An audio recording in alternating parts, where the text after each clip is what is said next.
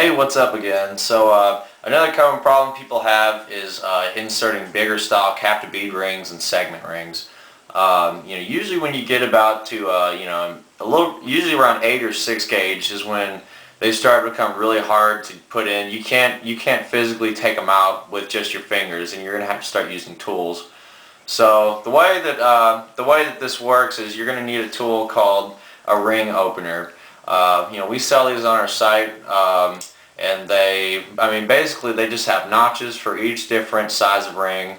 And all you do is just insert it and pop that thing open. I'll show you how to do it. So you're gonna want to insert it, and let's see, you're gonna want the segment to kind of be like on the top right here. Like I usually just put it on the top so I can just pull it out.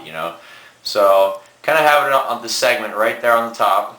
And you're going to want to use quite a bit of force, especially on bigger rings. Like the bigger rings, you sometimes might have to even use 2 hands. So this is a 2 gauge ring, so it's kind of medium force. So you go ahead and put a little force on it and just pull it out. Like, okay, that pulled out.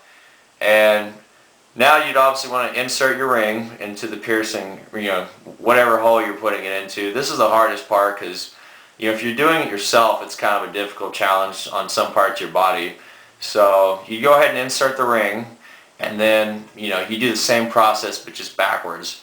So you kind of set it up, place it where you're wanting to put it in. Let me line it up here, and then use a little force and just push it right back in. And there it is, back in together.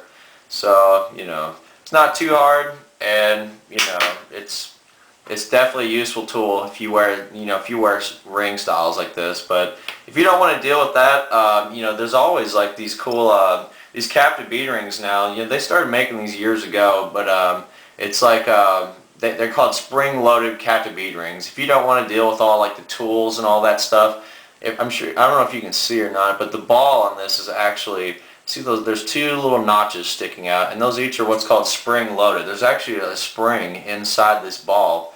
So those actually push in, and the way that this works, instead of having to use tools and all that stuff, you just push these in, and the rings actually have little notches on the inside here, so that those just kind of squeeze through and fit right into there.